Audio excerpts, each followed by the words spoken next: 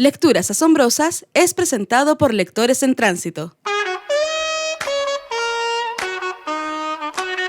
Aquí no nos importa el género, época o autor de un texto, siempre y cuando se convierta en una lectura asombrosa. Desde este momento, te dejamos con Ángeles Barrera y asombrosos invitados por Radio USEC. Bienvenidas, bienvenidos. Esto es Lecturas Asombrosas. Estamos ya a jueves 9 de noviembre, aquí al mediodía a través de Radio Universidad SEC, que es nuestra casa. Estamos en el segundo programa de nuestra temporada número 27. Ya estamos llegando ya al mes aniversario, donde vamos a celebrar los 6 años de este programa que tiene por misión darles a conocer nuevas publicaciones, difundir nuevos autores. Así que esto es Lecturas Asombrosas. Quiero saludar al invitado de hoy, a Vladimir Huber. ¿Cómo estás, Vladimir? Bienvenido a Lecturas Asombrosas. Hola, muy buenas, Ángeles. Me alegro de estar acá, de estar contigo, con toda la enorme cantidad de personas que te siguen, incluso en diferentes países, según entiendo, lo cual encuentro maravilloso, que la escritura genere este interés. Así es, yo estoy muy contenta por dos razones. Primero, contarles a quienes nos siguen, ¿cierto? Quién es Vladimir Huber, que es chileno, based en psicología, primero en la Universidad IU en Hawái, Estados Unidos, PhD en psicología también en California, magíster en psicología de la USM California, Estados Unidos, diplomado en neurociencias y psicogenealogía aquí en Chile, diplomado en biología cultural matrística ahí de la escuela del doctor cierto Humberto Maturana, diplomado en biología del conocer en la Universidad de Chile, tiene además una licenciatura en comunicaciones, producción de cine y televisión en la USDC en Washington. Además de ser activista de cosas maravillosas, es escritor. Y como escritor está invitado hoy a Lecturas Asombrosas y quiero mostrarles su primer libro, porque espero aquí con esta conversación animarlo para que después nos sorprenda con más escritos sobre él y también sobre el trabajo que realiza. Quiero mostrarles esta autopublicación, ¿cierto? Relatos de un andar, que fue publicado el año pasado, en enero del 2022. Es una autobiografía hermosa que tiene muchas cosas interesantes que se alejan de la autobiografía tradicional. Es bilingüe, está en inglés y español, y además no solo conocemos la interesante vida de Vladimir, sino que además se da el tiempo con una generosidad y un lenguaje sencillo, coloquial para todas las personas, ¿cierto? Que estamos un poquito alejados de la temática de la psicología humana. Nos propone en su autobiografía las propuestas, sus miradas sobre la educación, la salud, la medicina, la psicología y el medio ambiente. Quiero decirles además que él realiza conferencias, seminarios y talleres que tienen que ver con estos temas que ya mencioné, y quédense toda la conversación porque hay novedades también que se vienen aquí en Santiago de Chile prontito en este mes de noviembre para que ustedes puedan conocerlo y conocer su trabajo. ¿Algo más, Vladimir, que quieras agregar? Tuve que condensar todos tus estudios, todas las cosas que haces, invitarlos a adquirir, ¿cierto? Esta biografía. Ahí, ya miren, todo lo que tenemos para conversar. ¿Quieres agregar algo más? Bueno, todo el andar, ¿no? Por eso que el libro se llama Relato de un andar, en castellano, y Story of a Journey en inglés, tal como tú decías, totalmente bilingüe. Pero no, yo creo que está bien con eso y tú me irás guiando aquí en esta conversación. Sí, contarles a Vladimir y a ustedes que me siguen, a las personas que nos van a ver por primera vez, ¿cierto? A través de Radio Universidad SEC, contarles que Relato de un andar no es solo la autobiografía del autor, ¿cierto? Sino que es la forma en la que está narrada, es una narrativa muy poética, conocemos las vicisitudes, ¿cierto?, de este andar, y como les había contado, las propuestas. Y además, conocemos los temas que lo han inquietado a lo largo de su vida, de su trayectoria profesional, y propone, que es algo que vamos a hablar más adelante, pero es para que ustedes tengan un contexto de lo que se trata, Relato de un andar, nos propone su propio sistema, que es el sistema Hoover, de desarrollo y sanación en los 4 niveles. Antes de conversar de este sistema que él ha creado, ¿cierto?, y con el cual trabaja, cuéntanos cómo fue este proceso de escritura, porque el libro fue comenzado, iniciaste este relato en el año 1996, lo publicas en el año 2022, entonces que nos cuentes dos cosas: cómo fue el proceso de escritura y, eh, y como escritor, ¿qué es lo que más destacas tú, eh, y que difiere, ¿cierto?, de otras autobiografías que son más tradicionales, que son cronológicas, para yo no contar todo lo que me emociona este relato?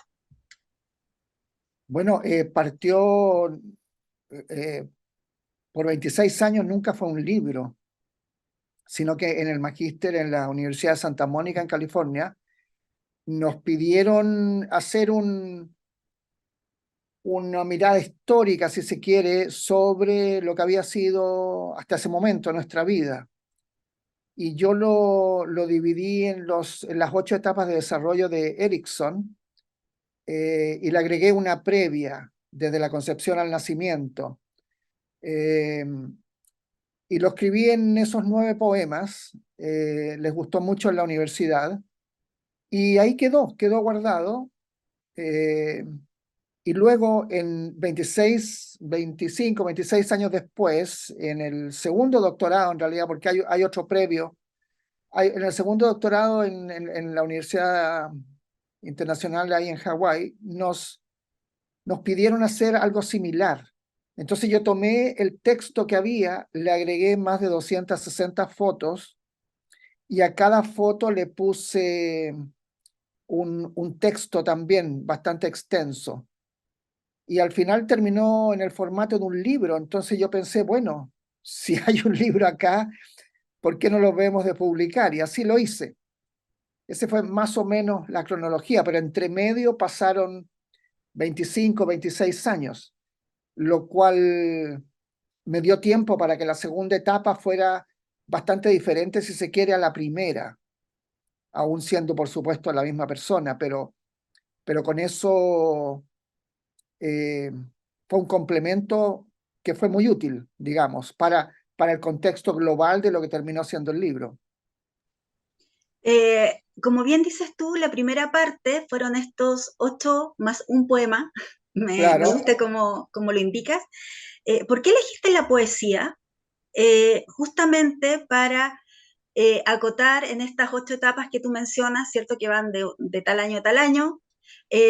¿Por qué elegiste la poesía como medio narrativo?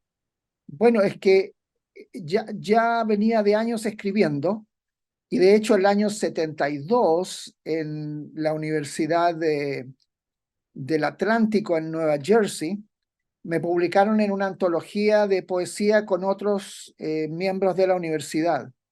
Entonces ya había un, una cosa previa, digamos, que me llevó a hacerlo de esa manera, me surgió espontáneo. Y como dato técnico, si se quiere, cuando escribo, lo escribo y ya, ahí queda. No hago una revisión, le cambio un párrafo por otro, mejor esta palabra, no. Salvo que hayan errores ortográficos o algo así, pero es bien espontáneo, como casi se podría decir como que estoy poseído en cierta forma por la escritura, por el tema, y me dejo llevar. Casi como que van surgiendo las palabras, no es algo pensado, no es algo intelectual, si se quiere, es algo que se podría llamar más emocional. Mm. Y de esa Eh, manera, entonces, claro, lo que surge, surge y ahí queda. Y si sirve, Es, queda bien, bien, si no, bien también. no, es que esa posición es bien arriesgada, pero es muy, como lector es muy entretenido ir conociendo, conociéndote a través de tus poemas. Al momento de escribirlos, como, como dices que los dejas tal como, ¿cierto? En la primera inspiración, en la primera pulsión, ¿escribes en español o en inglés? Porque después viene el De- problema de la traducción. bueno, por eso el libro tiene partes, según recuerdo, donde se parte en inglés. La primera mitad del libro, lo que son esos 9 poemas, eso originalmente en inglés, porque me los pidieron en la Universidad de Santa Mónica, como decía, en el Gran Los Ángeles de California, y ahí hacía todo en inglés, todos mis estudios, la vida social, etcétera. Claro, claro, justamente. Entonces, el original era en inglés. Entonces, dependía eh, del país en que estuviera, era el idioma en que escribía. Por ejemplo, como dato así un poquito cronológico, viví como 22 años en Estados Unidos, ahí hice todos mis estudios formales, digamos, 5 en Europa y 3 en México. Entonces, mientras estuve en Madrid un año, 4 en Barcelona y me iba por temporada a trabajar a Holanda, Suiza y Andorra, mientras estaba en Madrid o Barcelona o en Ciudad de México, en español.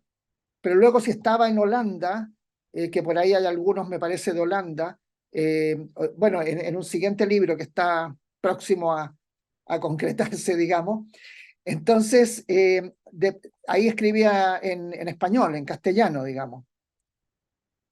Y claro, y la traducción se hacía al otro idioma, entonces a veces del inglés al español, a veces del español al inglés. Sí, es interesante conocer el proceso.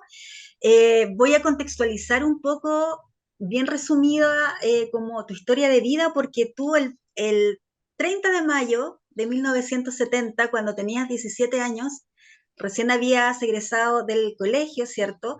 Te embarcas desde Talcahuano, eres oriundo de Viña del Mar, pero desde Talcahuano te embarcas en un barco de carga y así recorres el mundo durante 30 años. Así como ustedes lo ven aquí, ¿cierto? PhD en psicología. ¿Ah?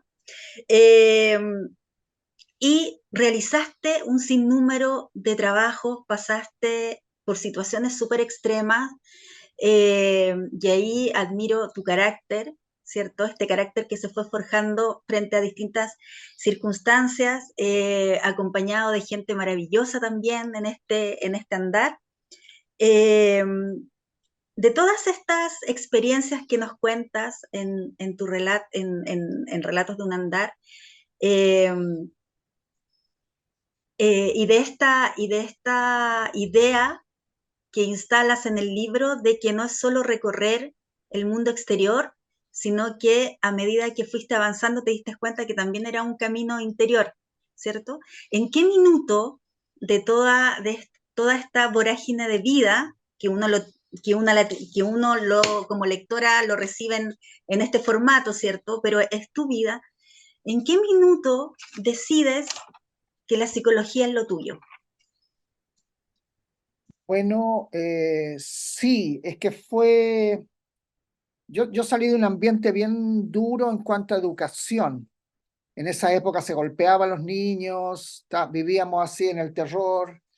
eh, entonces, muy para adentro, muy hacia lo externo a la vez. eh, y al ir andando, viviendo una y otra situación, gradualmente me encontré conocí gente de meditación, de vegetarianismo, de, bueno, todo tipo de actividades que te van ayudando a mirar hacia adentro. Entonces, en ese andar, partí en realidad estudiando sociología en la universidad, en una de las universidades, digamos, la de New Jersey, como mencionaba. Y luego me cambié a periodismo, saqué una licenciatura en eso, luego en estudios graduados, que curiosamente en California, por ejemplo, no se consideran las licenciaturas. Es como para ellos, porque está al alto el nivel académico en California, se destaca de todo el resto de los 50 estados, es muy diferente a los otros 49. Ahí está Silicon Valley, etcétera, y hay mucha gente extranjera y casi todos con doctorado. Entonces, la licenciatura es casi como el high school, como lo que sería cuarto medio acá, en general, ¿no? Eh, entonces ahí ya entré en psicología, finalmente, luego de haber trabajado en televisión, en prensa, en cine, etcétera. ¿Por qué? Porque en cierta manera lo había venido practicando por muchos años, conmigo mismo en especial. Y me interesaba mucho el comportamiento humano. ¿Por qué hacemos lo que hacemos? ¿Qué nos lleva a eso? ¿Qué nos lleva a lo otro? ¿Por qué la gente se sume en una depresión o al revés se pone maníaca que llaman, ¿verdad? O por qué, como un niño de 3 4 años. Claro, que vuelven locos a los padres, pero es maravilloso lo que hacen porque están descubriendo el mundo. Bueno, yo estaba descubriendo el mundo externo, pero a la vez, y diría que principalmente, el mundo interno. Entonces, claro, psicología, aunque la psicología hay corrientes, hay escuelas que llaman, pero algunas son bien ingenieriles, de medición, de esto, lo otro, lo cual encuentro un poquito latoso, la verdad. Pero soy más de un enfoque más universal, como es Carl Jung. Entonces, que se le considera el principal discípulo de Freud, pero luego ellos tomaron caminos muy diferentes y, y Jung fue más a lo simbólico, no a tanto a lo material. Y también consideró lo que era muy raro en esa época en Europa, en Viena, que era como la cuna de la cultura en el mundo, considerar la sabiduría de pueblos originarios. Y Jung entró en eso. Entonces lo consideraban, y todavía lo consideran muchos, un señor muy raro en sus ideas, ¿ya? Que la máscara, que la sombra, etcétera. Entonces, eh, ese mundo me interesó mucho, lo intangible, si se quiere, lo inmaterial. Y claro, Jung es como el padre de todo eso, pero gradualmente me fui metiendo, claro, y después ya entré en terapia, tanto para mí como yo haciéndolo a otras personas, etcétera, etcétera, y se fue formando el camino, digamos, hacia esa mirada interna. Sí, mira, fue la primera pregunta que me hice en la primera lectura que hice de tu libro, fue la primera pregunta. De tanta diversidad de situaciones, de trabajos, eh, porque también lo hiciste muy bien como productor, ¿cierto? Y periodista en periódicos también en Estados Unidos y televisión, trabajando con grandes e importantes equipos de esa época. Entonces, mi primera pregunta como lectora, bueno, ¿qué fue? Y por eso volví a releer y buscar como dónde está, en qué parte. Mira, yo creo que descubrí dónde está en el libro, pero antes de entrar en ese detalle, me encantaría que nos leyeras algunos de los fragmentos que elegiste de los poemas que tienen que ver con esta historia de Vlad, de este nuevo nacimiento. El narrador es en tercera persona, así que no se asusten y por eso vean lo original en que está narrada esta biografía. Bueno, tengo acá la primera parte, que es la que le agregué, como te decía, de esos 8 más 1. Este es el más 1. Y lo voy a leer en castellano, aunque el original es en inglés, porque lo hice, como te decía, en la Universidad de Santa Mónica, en ese magíster. Y se titula El Big Bang. Está en la página 25. Y dice, acabo de escuchar un Big Bang. Parece que mis padres decidieron tener algo de diversión. Sin embargo, no creo que calcularon las consecuencias. Bueno, ya saben cómo son los niños. Mientras flotaba por los caminos celestiales, algo me tiró hacia abajo con urgencia. Se requería mi alma para un niño que estaba siendo creado. Será un niño y será querido, a pesar de que no fue planificado. Es gracioso volver a estar en el agua. De un pájaro me he convertido en un pez, pero dicen que seré un humano después de todo. Dios mío, ¿pueden decidirse? Casi suena como si nadie estuviera a cargo. Mejor me callo, no quiero tener problemas con el jefe. Se pone un poco irritable de vez en cuando, pero generalmente está justificado. Y no estoy besando traseros. No me importa lo que pienses. Mi madre se está volviendo redonda. Su cintura ya no está en su lugar. Ella se parece más a un barril, pero feliz después de todo. Mis hermanas suenan como dos madres más. Ay, ay, ay, voy a ser tan mimado. No hay nada de malo en ser querido, besado y abrazado. Pediré más mientras me cuidan. Ay, amigo, no hallo las horas de llegar a casa. Dios mío, se sentía como un parque de diversiones mientras bajaba por el tobogán. Ellos podrían haberme dicho sobre lo rápidos que eran los partos de mi madre. Ni siquiera FedEx puede competir con ella. ¿Y quiénes son todas estas personas? ¿Por qué me pegan en el trasero? Quiero a mi mamá, quiero a mi mamá. ¿Por qué me alejan de ella? Esta gente no tiene vergüenza, esta gente no siente amor. Sé que están haciendo lo mejor posible, pero quiero a mi mami. En verdad, eso es lo que quiero. Quiero a mi mami. Y eso es lo que obtuve. Tengo a mi mami. Esa es la primera parte. Y luego ya como algo más psicológico, porque era un magíster en psicología, viene lo que llaman el autoperdón, que son 4 líneas nomás en este caso, y es en cuanto al autocastigo que uno hace con su lenguaje, tanto expresado, escrito o solo mental. Entonces le llaman el autoperdón, de la concepción al nacimiento. Y se trabaja así, y las personas que nos están viendo también pueden hacerlo cada uno para las formas en que se autocastiga en cierta manera. Entonces, identificar eso y luego realizar un autoperdón a ese autocastigo. Y dice así: me perdono por juzgarme como sobreprotegido, me perdono por juzgarme como egocéntrico, me perdono por juzgarme como el centro de la atención, me perdono por juzgarme como malcriado. Eso. Entonces, durante el día, y esto es algo que hacemos todos, nos castigamos de alguna forma y otra. Y ese castigo viene como en respuesta a a un juicio que hacemos sobre nosotros mismos. El viejo dicho, bueno, yo soy feo, hediondo y peludo, ya como dicen. Entonces, claro, y uno ha escuchado, mijito, pero ¿cómo hace eso? ¿Cómo puede ser tan tonto? Usted no sirve para nada, qué sé yo. En mi casa no, en mi casa eran muy amorosos, mi padre, mi madre y mis 2 hermanas, que son 7 y 9 años mayores que yo. Pero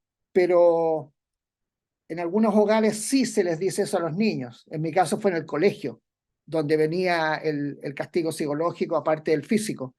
Pero igual a nivel social a los niños, afortunadamente cada vez menos, se les trataba como si no fueran seres pensantes y sintientes, casi como una cosa.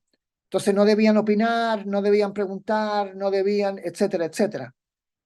Entonces, claro, con eso uno crece y después o sea, no después, sino que gradualmente lo va internalizando. Y al ocurrir eso, uno va adquiriendo una imagen bastante pobre, bastante triste y solitaria de quién uno es. Y al ocurrir eso, claro, ahí me surge lo que llaman la profecía autocumplida, the self-fulfilling prophecy. Entonces, si yo digo, yo no sirvo para las matemáticas, yo no sirvo para la música, no sirvo para esto, lo otro, eventualmente, ahí viene ya lo psicológico, uno va a querer tener la razón, si se quiere, aunque sea de algo negativo. Y ese tener la razón es, bueno, si yo no sirvo para esto, me voy a sacar un 1, un 2, un 3 máximo. Quedar para marzo, que era algo que ocurría antiguamente, me parece que ahora ya no ocurre eso. Estar todo el verano estudiando con profesor particular o como fuera, para dar el examen en marzo y no quedarse pegado cuando uno repetía curso. Entonces también en lo social, también, y todo eso viene de cómo uno se ve, cuál es la opinión que yo tengo de mí mismo. Y en base a eso, entonces vienen esos juicios que mencionaba. Y ese autoperdón es ir suavizando esos juicios, es una forma de irlos aquietando y entendiendo que sí, soy una buena persona por esto, esto y lo otro, etcétera. Y no solo en mi caso, por supuesto, como especie humana funcionamos así. Entonces, como tenemos una capacidad de pensar, no siempre lo que pensamos es lo más productivo, tanto para nosotros como nuestro entorno.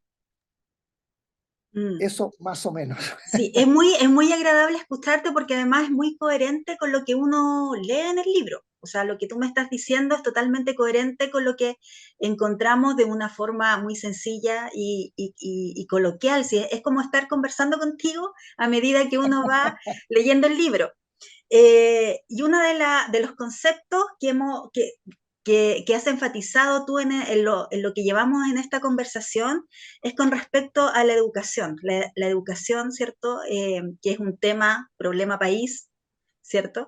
Y en las propuestas que tú haces, en cuanto a las propuestas, y creo que ahí está donde yo encontré la respuesta a por qué eres PhD en psicología, es justamente en esta mirada tan humana y sensible que tienes con respecto a la educación y lo que propones. Y me gustaría que brevemente, si es posible, nos pudieras detallar esta pedagogía de integración ecológica y socio-etnocultural que tú propones dentro de otras muchas propuestas que vamos a encontrar en Relato de un Andar, que nos puedas ampliar esta visión de la pedagogía de integración ecológica y socio-etnocultural. Es medio casi un trabalenguas, pero es que se trata de eso, porque, bueno, antes que nada, y esto lo he dicho incluso en conferencias en algunas universidades, que las pueden encontrar a propósito en mi sitio web, ¿ya? En YouTube está Vladimir Huber Oficial. Oficial porque hay otro Vladimir Huber, uno se dedica,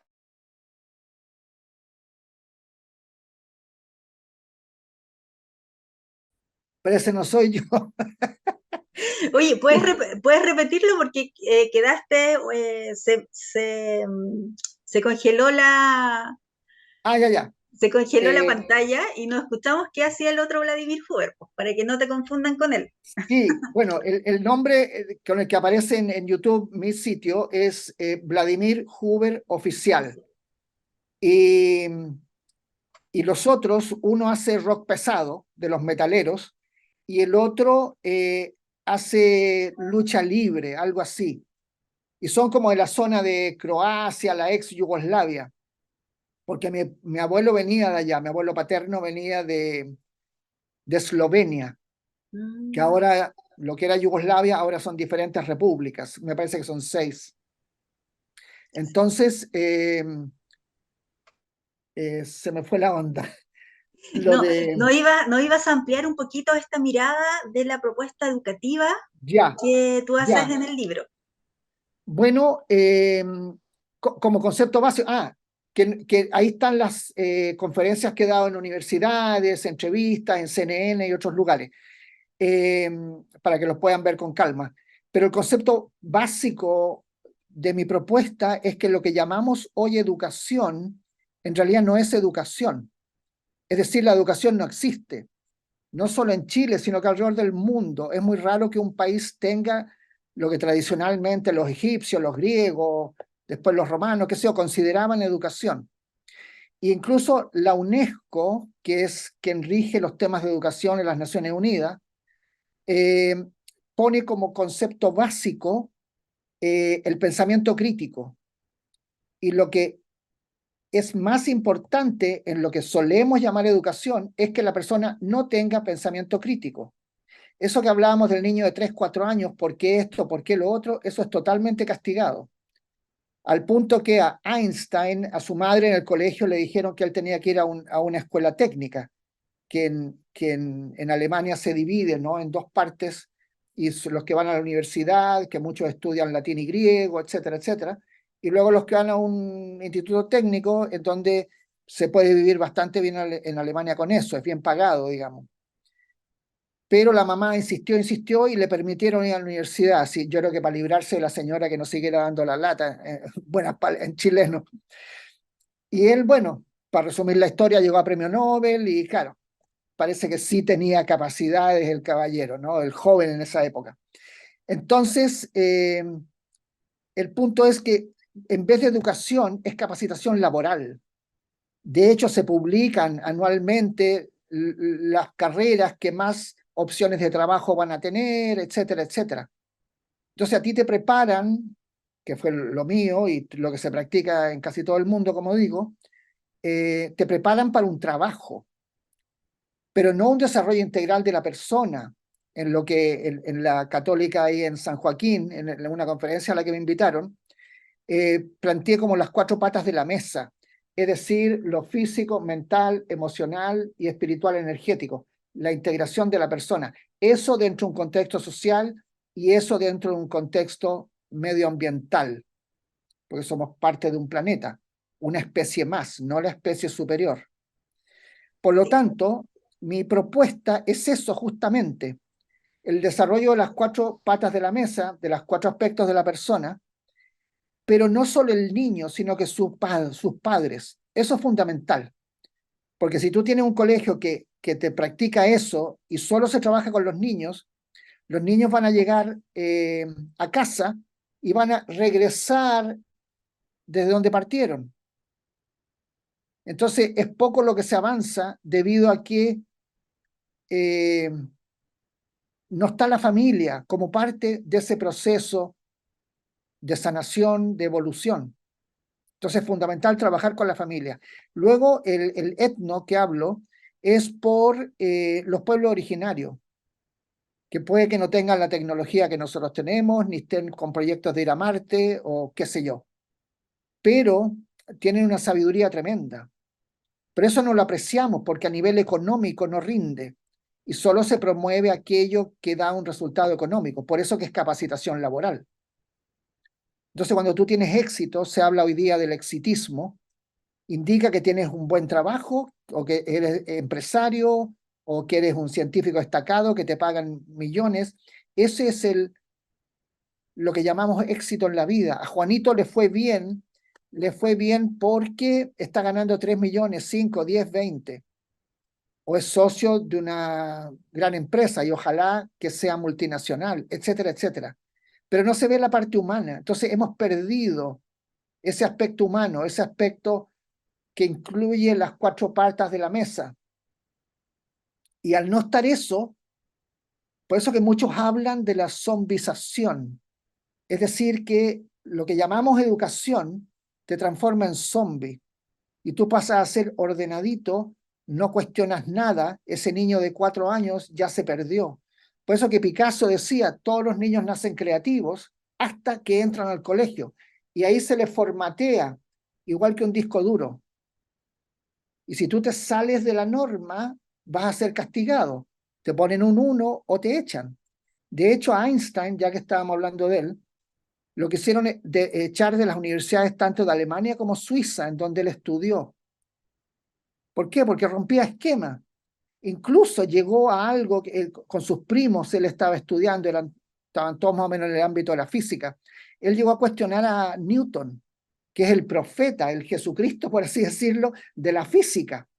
Entonces le decían, pero ¿cómo se te ocurre cuestionar lo que Newton dijo, lo que Newton planteó? Y bueno, con el paso de los años se comprobó que Einstein tenía razón y Newton se había equivocado. Claro, y Newton no estaba ahí para reconocer el error, ya había pasado qué rato. Claro. Eh, entonces, es eso. Entonces, educación es la formación integral de la persona y eso es lo que planteo ahí. Mm. Y de esa forma podemos salvarnos como especie si empezamos a tirar un poquito el chicle.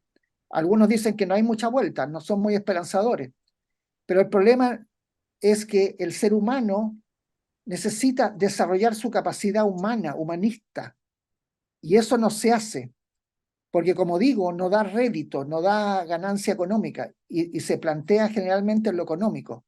incluso en medicina, que es otro tema también muy interesante. Así es. Eh, eh, Me surgen muchas aristas para conversar, pero quiero que no nos distraigamos de lo esencial que es que nuestros seguidores, ¿cierto?, se entusiasmen con este relato de un andar.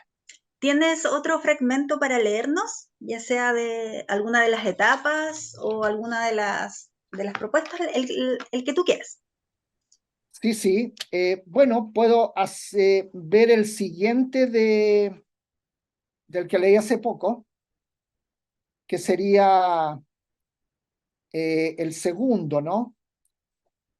Y dice así: el rey está aquí, escuchen gente, el rey está aquí, oíd, oíd, finalmente ha llegado. 9 meses de espera parecían una eternidad para que él llegara a estar con nosotros. Bienaventurados somos por su presencia, nosotros, humildes súbditos, sus servidores seremos. Bendecidos somos por la oportunidad de servirle.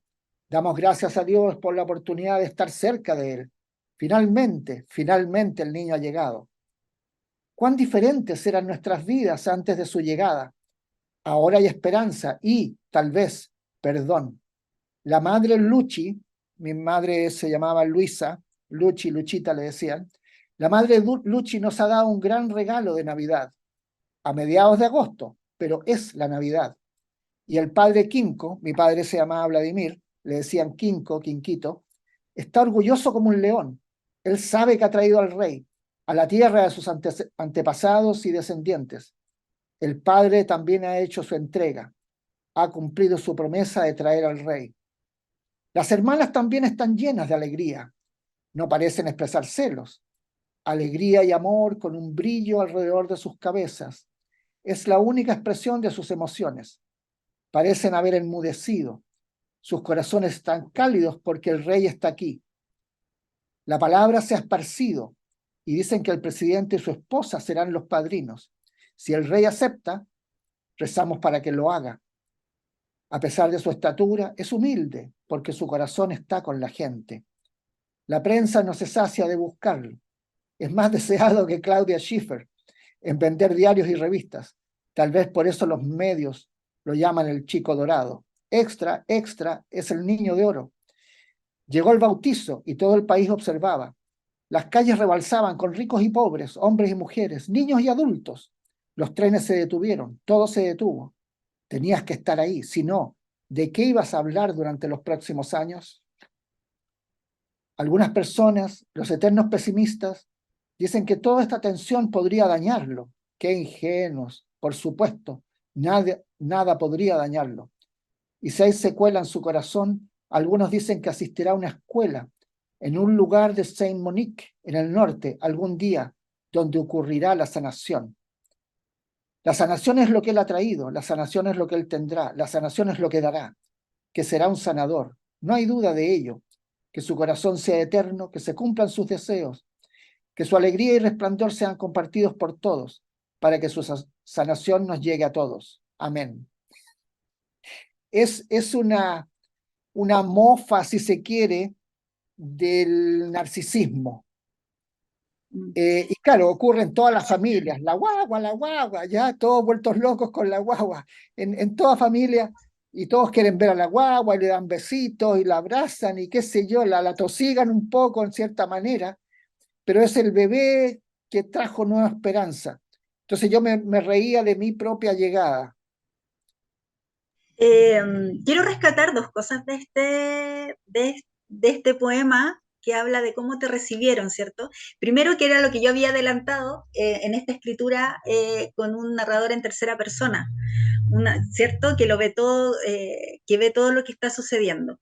Y segundo, que tiene que ver con lo que sostiene el relato en general.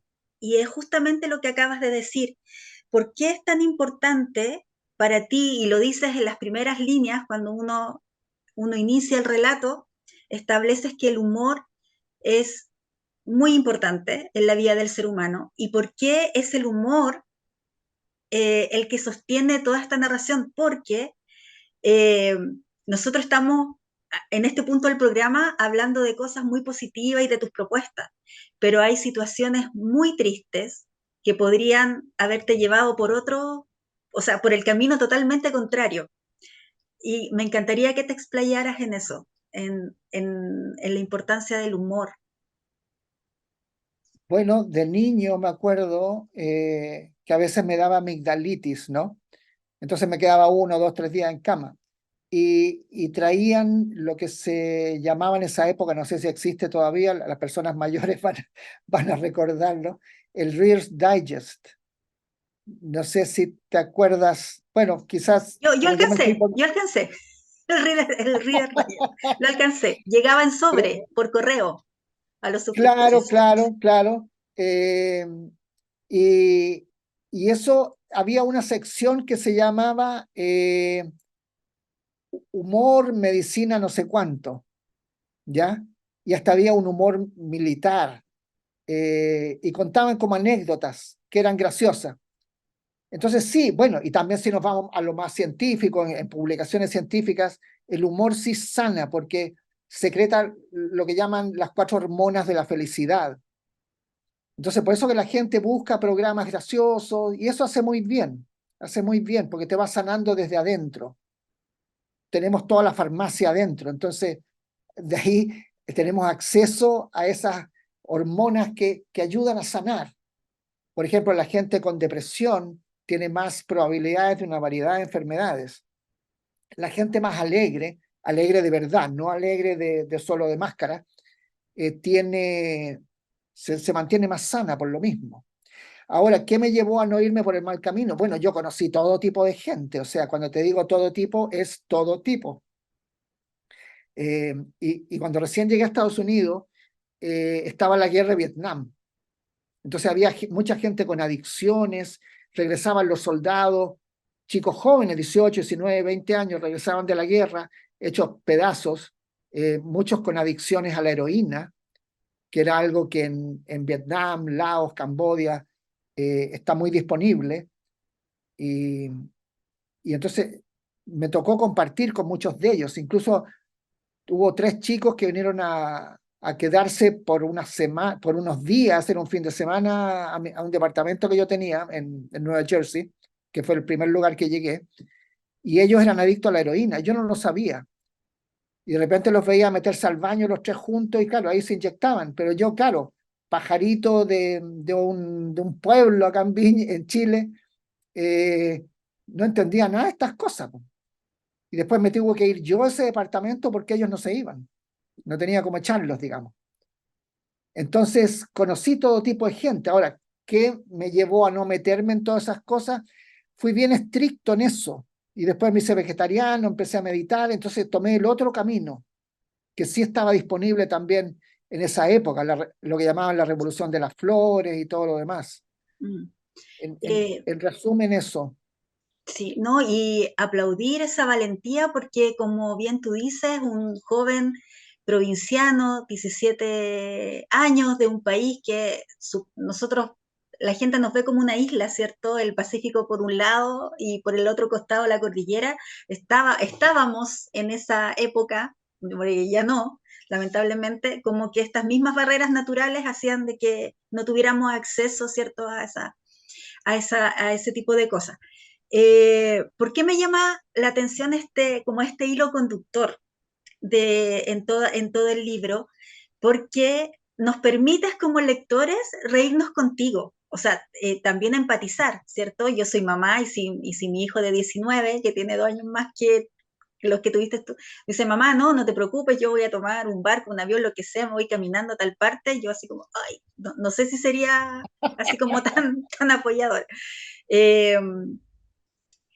Eh, y en todo el relato, además de este humor que hace que uno, ¿cierto?, empatice contigo y que también uno se diga, oye, esto, o sea, lo que me está pasando ahora, en esta etapa de mi vida, si lo pongo en perspectiva con la tuya, no es nada, ¿cierto? No es nada. Y tener esa herramienta del humor también nos sirve. Otra de las líneas que yo veo en tu relato, aparte de la educación, ¿cierto? Están los temas que te inquietan, los que ya hablábamos, los que yo ya mencionaba en la presentación, ¿cierto? La salud, la medicina, el medio ambiente. Eres muy, muy crítico y me encanta la desfachatez, porque lo encuentro genial, ese desparpajo con el cual tú dices que la medicina tradicional está totalmente equivocada, así como paren las prensas, ¿ah? Paren las prensas, tenemos nuevo titular. ¿Por qué la medicina tradicional? Yo sé que es un tema como complejo porque no es solamente el pensar que no es lo más óptimo. Viene ¿cierto? Todos esos factores económicos, las visiones, las políticas públicas, colectivas, mundiales.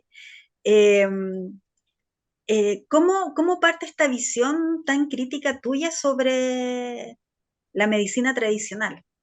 Y lo dices varias veces, ¿eh? Uno de repente uno cree que está en un tema contigo, no, y ahí está, así como, ahí está, digo, recuerden que, recuerden que la medicina tradicional, y eso es bonito porque abres también la mente, abrirse a otras posibles terapias y caminos para la autosanación, física y mental y psicológicamente. Bueno, estuvimos hablando que, o sea, planteo que la educación no existe, sino que es capacitación laboral. Lo que llamamos salud tampoco es salud, porque en las escuelas de medicina no se enseña salud. Entonces, como que digan, yo hablo ruso, chino o japonés y nunca estudié esos idiomas. Imposible. El Ministerio de Salud se debería llamar Ministerio de la Administración de la Enfermedad. Sería lo correcto. Porque lo que se estudia en las carreras de medicina, no solo en Chile, sino que alrededor del mundo, salvo California, vuelvo a poner California, y es porque se estudian enfermedades. Entonces se estudia el síntoma, lo cual es interesante porque a nivel psicológico es bien infantil, es un Peter Pan Wendy. Si tú a un niño chiquitito le apuntas a algo y le dices, Juanito, mira la luna, luna, luna, te va a decir. No, no, no, no, le dice, allá, allá, la luna. Sí, luna, luna. Porque el niño todavía no tiene desarrollado la imaginación suficiente para el pensamiento abstracto. Por lo tanto, aquí hay un dedo y no hay nada que salga del dedo, que es lo que nosotros ya más adultos consideramos que si yo apunto hacia allá, hay una línea imaginaria que sigue a donde yo estoy apuntando y llega a un lugar. En este caso sería la luna. Pero el niño no. Entonces, llevándolo al tema de salud o de enfermedades, la enfermedad es el síntoma, pero no es la causa. Entonces, a ti te duele la cabeza, un ibuprofeno, un paracetamol, como se llame, ¿ya? Si son migrañas, incluso hasta te pueden inyectar algo. Está bien, se trata del síntoma, no se trata de sufrir. Pero ahí se queda. Entonces, se quedan en el dedo. No saben que hay una línea imaginaria hacia la luna. Y esa línea imaginaria es la causa. Y a nosotros no nos interesan las causas, solo miramos, como en el Titanic, que veían un hielito chiquitito sobre el agua y dijeron, pero ¿cuál es el atado? Ni un problema.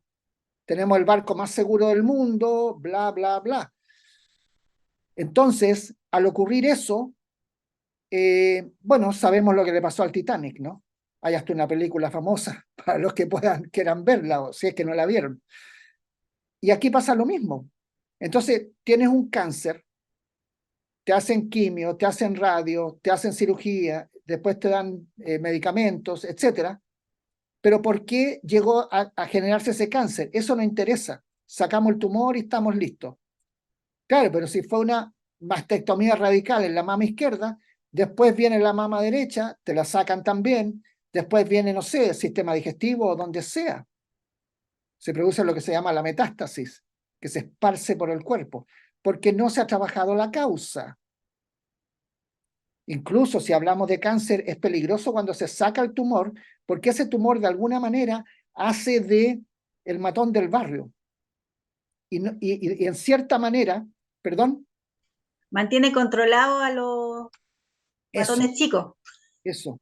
Fíjate que eso pasa con la en México se ha estudiado bastante, pasa con las bandas narcos, que cuando apresan al jefe,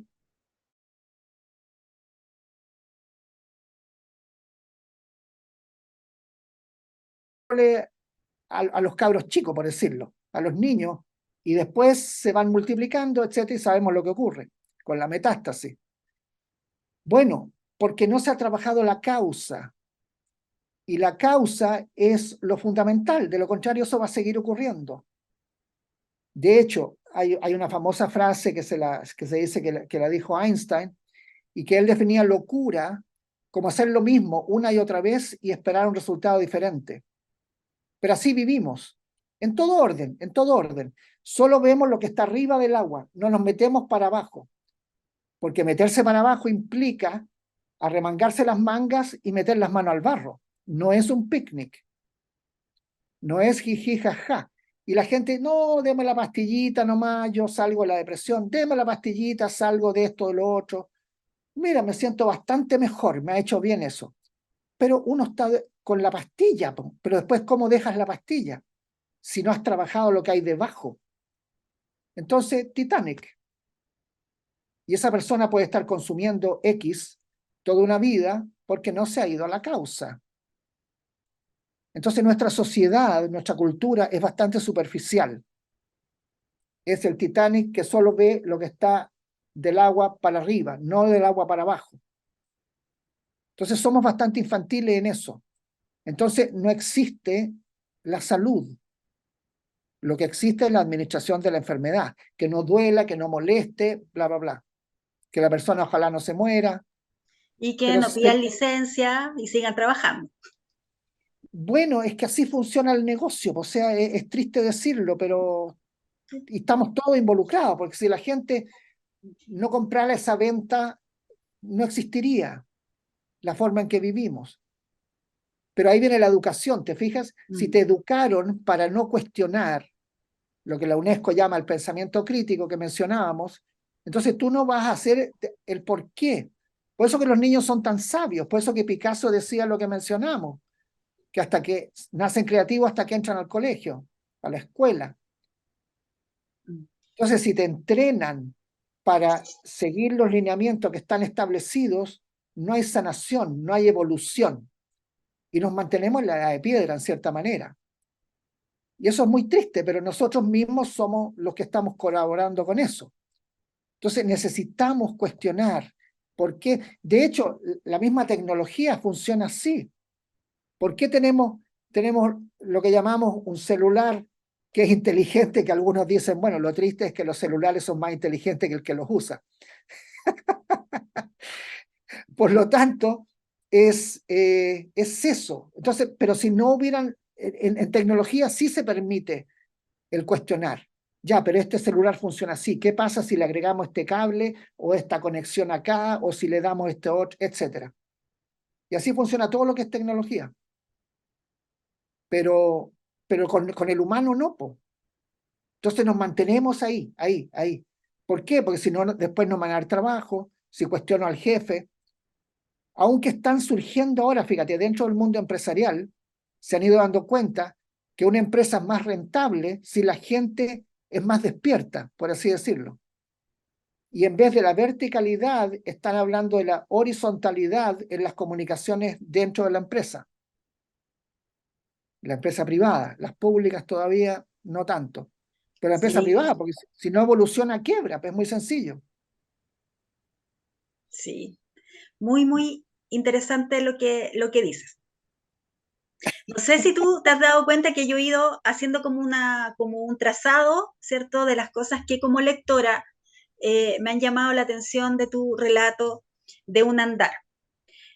Otra de las cosas que me encantaron de tu libro, en esta forma tan poco típica de presentar una autobiografía, hay mucha fotografía, hay muchos instantes personales, ¿cierto?, que compartes con nosotros, pero también está tu generosidad, ¿cierto?, de presentarnos autores que tienen que ver con esta definición que hiciste de primero sanarte, ¿cierto? de ir sanándote tú en esta búsqueda, en este estudio de la psicología humana, y encontramos referentes con sus libros, con sus estudios, muchos doctores norteamericanos, ¿cierto? Otros europeos, gente importante de la época con la cual tuviste posibilidad de conocer, eh,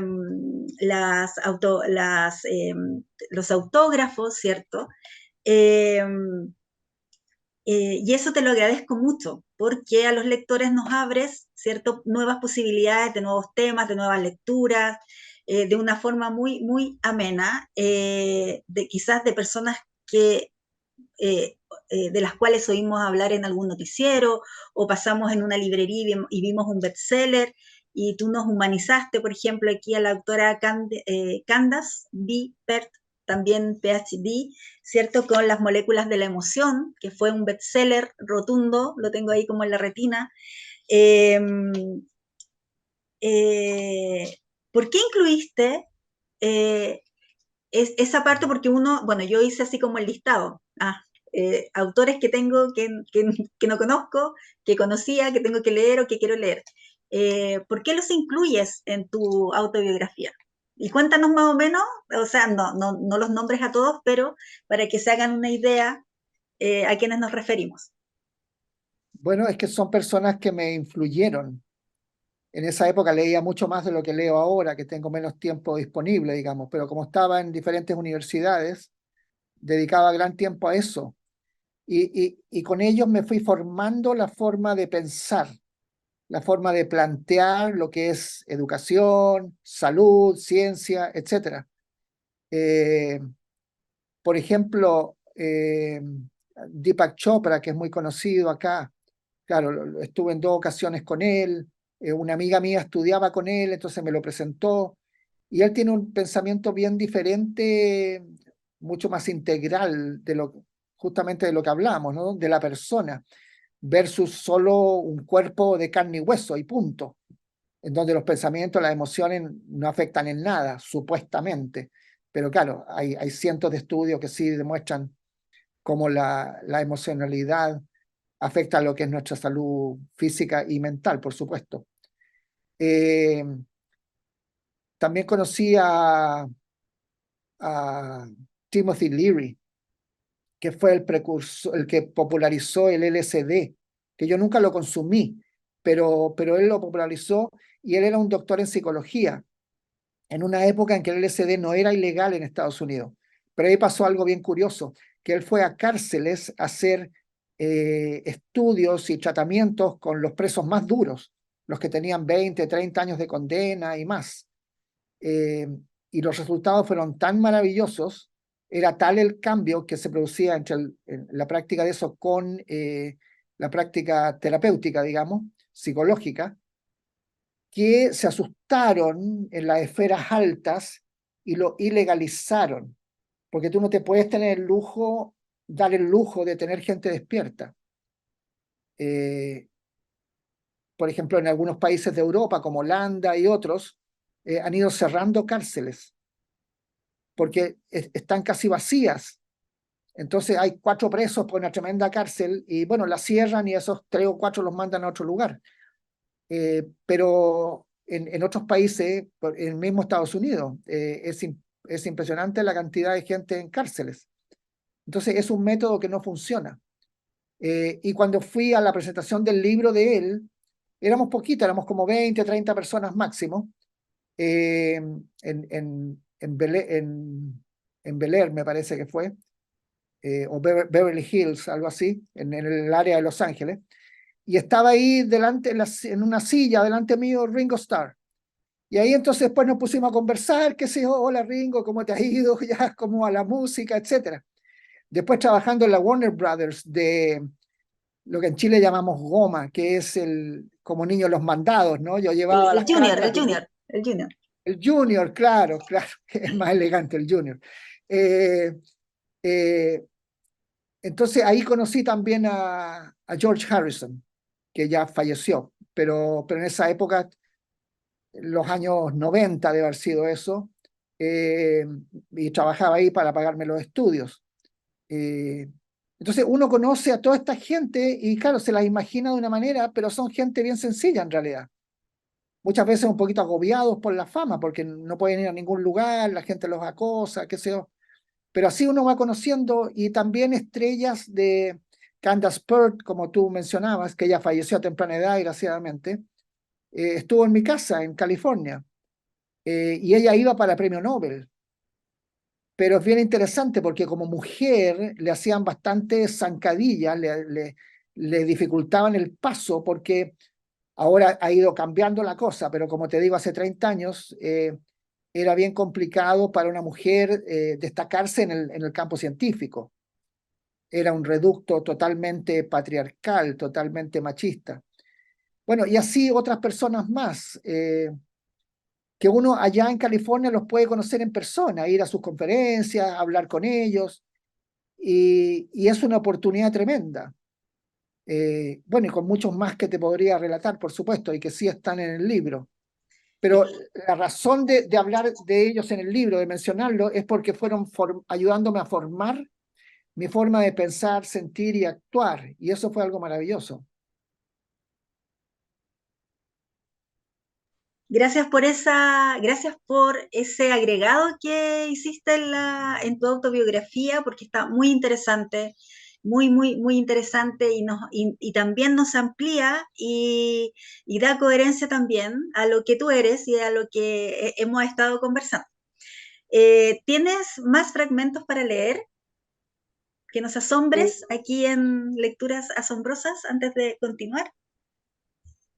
eh, ¿Quieres que continúe con la parte Si, que, inicial? si quieres, cambias a los otros fragmentos para que también descubran eh, Ya. la diversidad de formas narrativas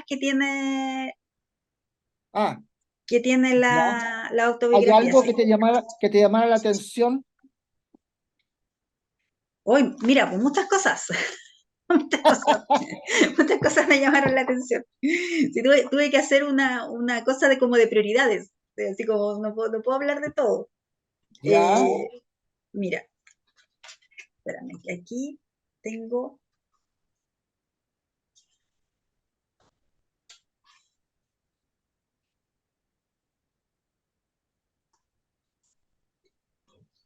Mira, la parte en que,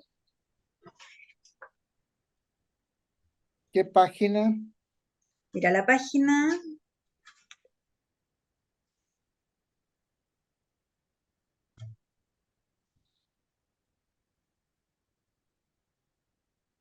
mira, para que las personas vayan conociendo también otras cosas que hiciste, no solo en Estados Unidos, en la página 187 nos comparte fotografías y esto lo encontré emocionante de los caminantes. Ah, sí. Sí, Bueno, esos fueron dos reportajes que hice para la revista Geomundo.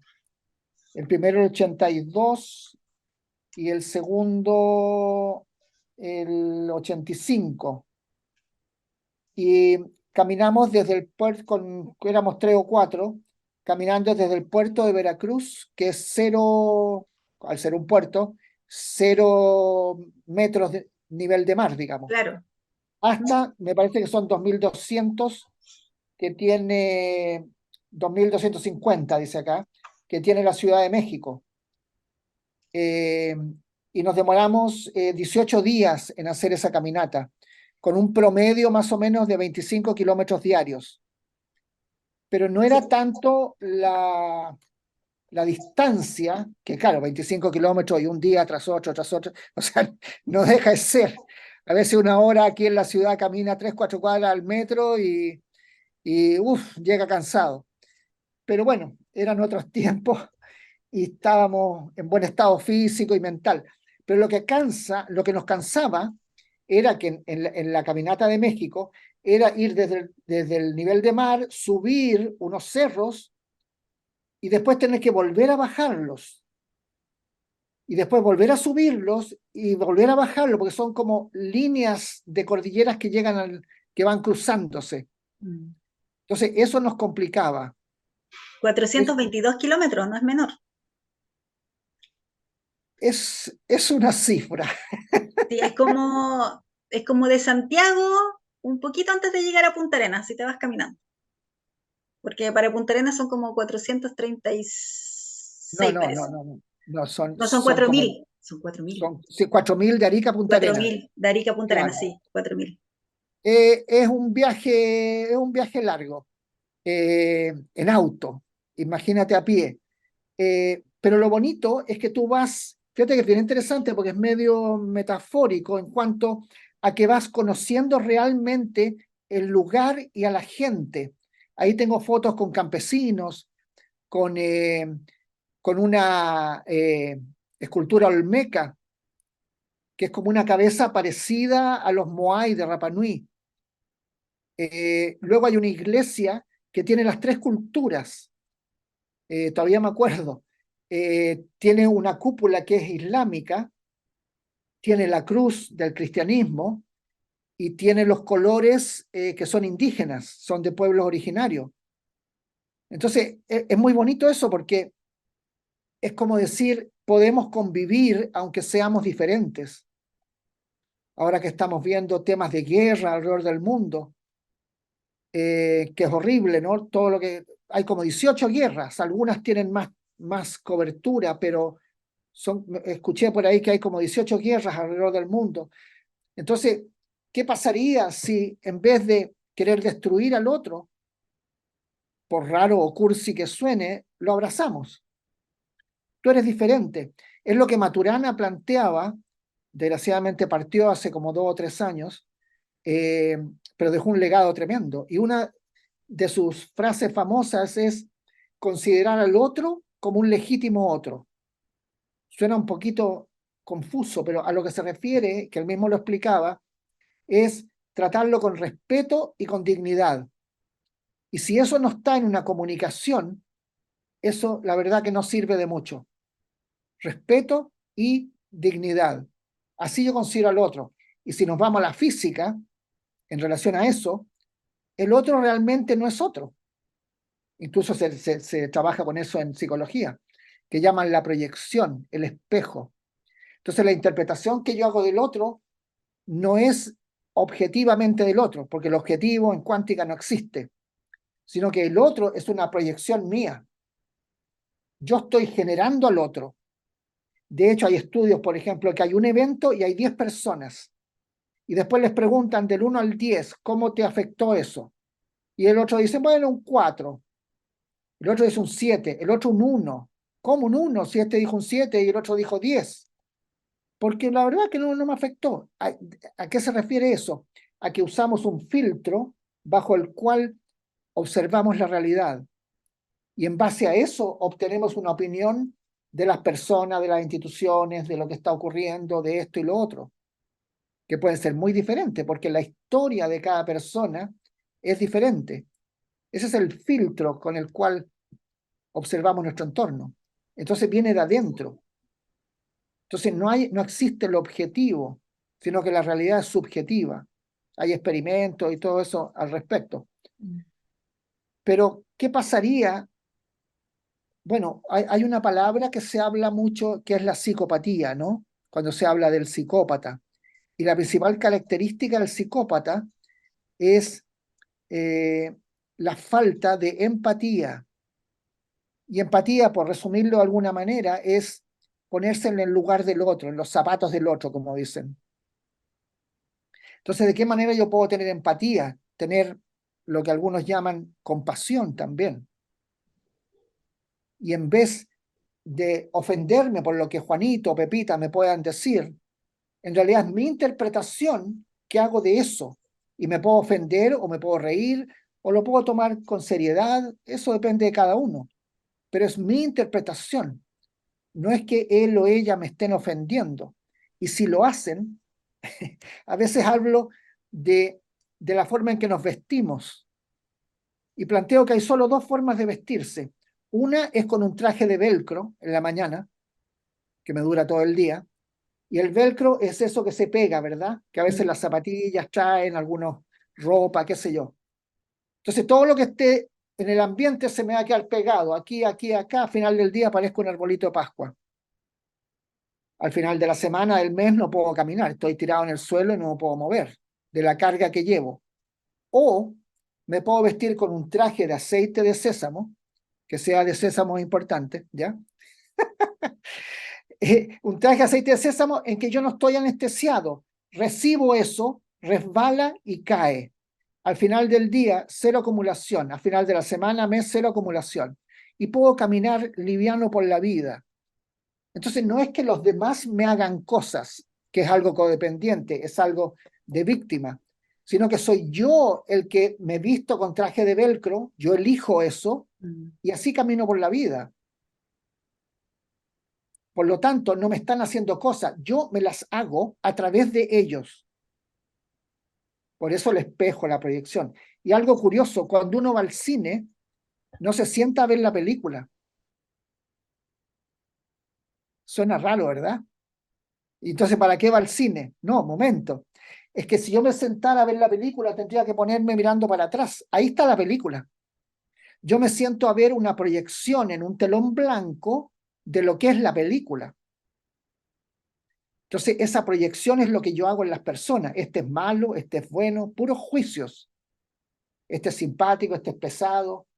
Pero no voy más allá de la careta, no voy más allá de la máscara que hablaba Jung, del personaje, que incluso Shakespeare hablaba de eso, que la vida no es más que un escenario en donde todos estamos actuando. Y en base a eso, entonces, yo construyo mi realidad. Pero es mi construcción, es mi visión, es mi proyección. Entonces, ¿qué pasa si en la mañana me visto de otra manera? Si cambio el velcro por el aceite de sésamo. Ahí yo vería a la gente con otros ojos. Me saldría de esa psicopatía. Estoy pensando en esa frase que decimos los chilenos cuando alguien nos dice algo, ¿cierto? Que nos duele y tenemos a la mejor amiga, ¿cierto? Que nos está apañando porque nos dolió tanto lo que nos dijeron y la amiga dice, que te resbale, amiga, pues, que te resbale. Ahora entiendo que es por, eso, por el aceite de sésamo. Vestirse con el, prepararse con el aceite de De sésamo, sésamo. del sésamo. Claro, claro. Esto ha sido casi una consulta psicológica en lo que estamos teniendo. Ustedes aquí, Vladimir no sabe todo lo que me está ayudando en esta conversación aquí en Lecturas Asombrosas. Quiero desde ya que nos cuentes, ahora este es el momento en que están todos, ¿cierto? Quienes nos están escuchando, tomando nota, autoevaluándose, qué cosas de las que ha dicho Vladimir aquí me sirven a mí, ¿cierto? Esta oportunidad maravillosa de tenerlo en el programa, donde, ¿cierto? Podemos Ya. conseguir para tener, para regalar. Es un libro que no solo trae la historia de Vladimir, sino que todas las cosas que hemos conversado, muchas más que se nos van a quedar en el tintero, que va a ser solo por falta de tiempo, pero además va en la línea ecológica, ¿cierto? Que él propone también. Cuéntanos el tipo de papel que tiene, los colores, está muy, muy, muy bonito eh, en cuanto a objeto libro, ¿ya? En cuanto a objeto libro. Entonces, Ya. cuéntanos dónde se adquiere, si es directo contigo o dónde hay que ir. Por mientras que tú buscas la información, yo les cuento, pueden ingresar a www.bladhuber.cl, mirar sus conferencias, sus entrevistas, sus participaciones en su canal de YouTube, Vladimir Huber Oficial. Pueden escribirle también quienes estén interesados en conversar con él de estos y demás temas, ¿cierto? A Vlad, arroba vladhuber.cl. Así que fíjense aquí en escribir bien su apellido aquí en el GC del programa para que se contacten directamente con Vladimir. ¿Dónde conseguimos el libro? Bueno, está en Busca Libre, que tiene el .cl es para Chile, buscalibre.cl, y después ahí te ofrecen opciones de otros países. Depende de dónde esté la persona pidiéndolo. O me pueden escribir un correo, tal como tú decías, a vlad@vladhuber.cl. Vlad es corto por Vladimir, ¿ya? Ok. B corta o V que llaman LAD, vlad@vladhuber.cl. Eh, y a través de Facebook, Instagram, ahí también hay formas de comunicarse, con Messenger o como sea. Así que me lo pueden pedir a mí o directamente a Busca Libre y yo se los puedo enviar por correo también, no es problema. Es cosa de Ahí ponernos de están, acuerdo. ahí están todos los datos. Admiro tu generosidad, tu accesibilidad, ¿cierto? Porque con todas las cosas que tienes que hacer en tu vida más ajetreada hoy en día, cuéntanos de la actividad que están organizando para el Sí, sábado 18 de noviembre y pongan atención quienes están interesados en el tema que nos va a contar ahora Vladimir. mira, el sábado, como tú decías, 18 de noviembre, de 10 de la mañana a 2 de la tarde, son 4 horas, bien apretado, va a estar, estoy con dos tremendos científicos, con el doctor Ricardo Soto, fundador de la medicina consciente y del Instituto de Medicina Consciente. Él es además profesor y speaker internacional. Él ha aparecido mucho en televisión acá en Chile y en otros países. Y con la doctora Berta Hamburg de la Universidad de Buenos Aires, que habla de la biología total de los seres vivos y es además coach de salud. Berta Hamburg, como Hamburgo, pero sin la O final. Y voy a estar yo también ahí y vamos a hablar de todos estos temas que en cierta manera hemos hablado ahora, pero en conversación con los participantes. Y esto va a ser el 18 de noviembre en el Hotel Icon, se escribe Icon, ICON, en Las Condes, acá en Santiago, Chile. Y el número al que pueden escribir un WhatsApp es más 569 8983 3012, más 569 8983 3012. Y lo otro que haremos es caminar.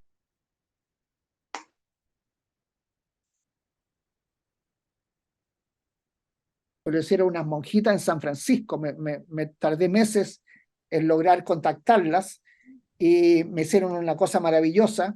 Y esta tela de 10 por 10 metros que replica el laberinto de Chartres De en las la afueras catedral. de París, y que aparece también en el libro, porque yo hacía talleres, mientras vivía en California, viajaba a Nueva York a dar talleres allá en Nueva York. Y ahí lo hicimos, y aquí está, ahí está estas fotos son de Nueva York, las personas caminando ahí, y yo estoy de espaldas, de pie y también sentado, y eso replica el que está en en la Catedral de Chartres. Esa es la catedral y está en el piso de la catedral, que se terminó de construir hace más de 800 años, en 1220. Esta es una foto desde arriba, digamos. Este es el laberinto mismo que la gente camina y aquí más de cerca, digamos. Y tú entras a la catedral y lo caminas tranquilamente. Está disponible ahí para cualquiera que así lo desee. Así que es, eso vamos a caminar ahí en el salón, que nos costó encontrar un salón que tuviera esas dimensiones. Generalmente son más rectangulares, pero uno que tuviera los 10 por 10 metros mínimo, digamos. Así que va a ser algo realmente espectacular. Nunca se ha hecho esta combinación de médicos tan famosos con este nuevo enfoque de la ciencia, una ciencia actualizada, que incluye los 4 aspectos de la persona, y luego el laberinto que se camina eh, y es una meditación en movimiento sobre la vida. Entonces, es una introspección, es en silencio, eso no se conversa, tal como ocurre en la mayoría de los tipos de meditación. Y claro, ahí uno, fíjate que se asemeja con las caminatas que hablábamos, una en México y la otra fue la de México era siguiendo la ruta de Cortés cuando llegó a América, y la Florida, o sea, el estado de Florida en Estados Unidos, de Miami Beach a Vero Beach, que fueron 11 días. Y ahí replicaba la ruta de los carteros descalzos, que hace 100 años no habían caminos en la costa este de Florida. Por lo tanto, los carteros caminaban con los zapatos amarrados al cuello por la playa. Iban cruzando los diferentes ríos que van llegando al mar. Y de hecho hay un mártir que es Hamilton, que él se lo comieron los caimanes por cruzar el río. Él usaba un botecito y no estaba ese bote en ese momento y, no le quedó otra que nadar, y ahí está la Ahí estatua que está, hay, sí. esa que está ahí, la estatua en honor a Hamilton, a James Edward Hamilton. Y claro, hay caimanes ahí en Florida, que son como cocodrilos un poco más chiquitos, Más chiquitito, sí. pero igual así, Mm, la cabeza con una tremenda, y al pobre hombre fue mártir. sí. Demasiado cumplidor en su trabajo, digamos. Mm. Así que caminaremos ese laberinto, y en esa caminata uno hace una introspección muy profunda. Entonces va a ser un espacio bastante conmovedor, bastante cambiador, si se quiere, de cómo uno llega y cómo uno se va después de esas 4 horas. Es una oportunidad tremenda. Si la gente le interesa, que se inscriban cuanto antes, porque claro, los cupos se van llenando. Es con cupo limitado. Entonces, Claro, la actividad es sanando cuerpo, mente y alma, así se llama la actividad, claro, ¿sí? claro. El sábado 18 de noviembre, de 10 de la mañana hasta las 2 de la tarde, en el Hotel Icon, o Icon, ¿cierto?, de Las Condes. Y ahí va a estar nuestro invitado junto al doctor Ricardo Soto y la doctora argentina Berta Hamburg. Justamente, ¿Sí? justamente. Así que ahí todos invitados y también invitadísimos para que adquieran, regalen este relato de un andar. Si se han dado cuenta, hemos visualizado ni siquiera una tercera parte de la vida de nuestro invitado. Están todas las situaciones familiares, ¿cierto? Que yo he querido dejar afuera para que ustedes conozcan el perfil de Vladimir Huber como psicólogo, todos sus aportes, todas sus miradas. Eh, es un libro para leer, para aprender, ¿cierto? Sobre uno mismo, es una buena pauta, ¿cierto? Y acercarse al trabajo de Vladimir Huber. Vladimir, tus palabras al cierre de Lecturas Asombrosas. Bueno, ¿qué puedo hacer en la vida? Es algo que a veces nos preguntamos. Y eso depende de las limitaciones. ¿Dónde están las limitaciones? Generalmente las vemos afuera, que no tengo dinero para pagarme esto, que no tengo esto, que no conozco gente, no tengo las redes, bla, bla, bla. Pero las limitaciones reales son de adentro. Si vemos lo que se puede lograr cuando uno se decide, Einstein fue a la universidad finalmente, hizo una tremenda contribución al campo científico y humanístico, porque él también tocaba piano, tocaba violín. Eso es interesante a nivel interhemisférico. Él tenía ambos hemisferios funcionando, por eso que funcionaba diferente a cómo funcionan la mayoría de los científicos, que son muy de hemisferio izquierdo, que es el que controla el lado derecho del cuerpo. Hay un cruce ahí. Entonces, ver la vida como una posibilidad y no como una limitación, como una oportunidad. Por eso que en algunas culturas a la palabra crisis también la llaman oportunidad, porque en las crisis Yo me puedo ir a la víctima y decir, mira qué terrible lo que me ocurre, o plantearme que ahora es el momento, que estoy al fondo, que estoy tocando fondo casi. A veces se requiere tocar fondo para poder dar ese empujón hacia arriba.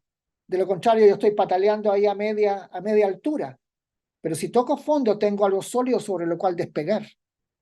¿Y de quién depende? De mí. Fíjate que hay algo bien curioso en esto. Cuando yo señalo a alguien, para allá, para acá, hay 3 dedos que me apuntan a mí. Entonces yo digo, mira, qué tonta esa persona, qué malo es este. ¿De quién estoy hablando en el fondo? Estoy hablando de mí 3 veces. Y solo uno de la otra persona. Porque el otro es un reflejo de mí. Si yo voy al baño, me miro al espejo para peinarme, afeitarme, lo que sea, y no me gusta lo que veo, ¿puedo culpar al espejo? El espejo es un espejo. Eso es todo. Así son la gente que nos rodea, así son las instituciones, todo. Si me quedo en la víctima, claro, todo va a ser malo, negativo, pero depende de mí, depende de mí. Entonces sí puedo. Ese puede ser el lema con que terminemos. Muchas gracias, Vladimir. Ha sido realmente un privilegio para mí. Espero, también confío que lo sea para nuestros seguidores, el conocerte primeramente, el tener la posibilidad de leer, de releer tu primer libro, esta autobiografía, Relato de un andar, dejarte muy invitado para que tu nuevo proyecto, cierto, literario, narrativo, de investigación, en el cual estás trabajando, podamos también difundirlo a través de lecturas asombrosas. Gracias por la generosidad de estos tips. Yo aquí anotando todo, como buena alumna que soy, anotando todo esto de dónde están las limitaciones. Ahora que acabo de cumplir 50 años, es una buena pregunta para trabajar. Así que darte las gracias por toda esta maravillosa conversación, que espero que también tú la hayas disfrutado, y decirles, como siempre, a nuestros seguidores, muchas gracias por estar, por vernos, por seguirnos. Recuerden que este libro está en busca libre, así que no hay, para aquellos que se quejan de repente que no hay acceso porque solamente se vende en Chile, no, se vende, ¿cierto? A nivel internacional también, así que no hay excusa. Como siempre, aquí su anfitriona Ángeles Barrera Jofré, muy feliz de llegar hasta ustedes a través de Radio Universidad SEC todos los jueves al mediodía, aquí en Lecturas Asombrosas. Los espero entonces en nuestra próxima emisión, y recordarles que este capítulo es el segundo de nuestra 27ª temporada. Así que muchas gracias a todos y un gran abrazo, Vladimir. Ha sido un agrado. Muchas gracias. Gracias a ti por la invitación, por el cariño, por lo interesante que llevas la conversación, y a todas las personas que te siguen, que son muchas y se benefician del maravilloso trabajo que haces. Te felicito y te agradezco por ello. Muchas gracias. Estudié mucho para esta conversación. Muchas gracias.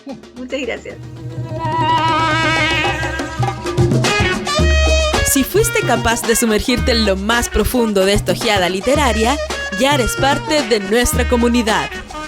Sintonízanos la próxima semana para otra lectura asombrosa, con la conducción de Ángeles Barrera, solo por Radio USEC.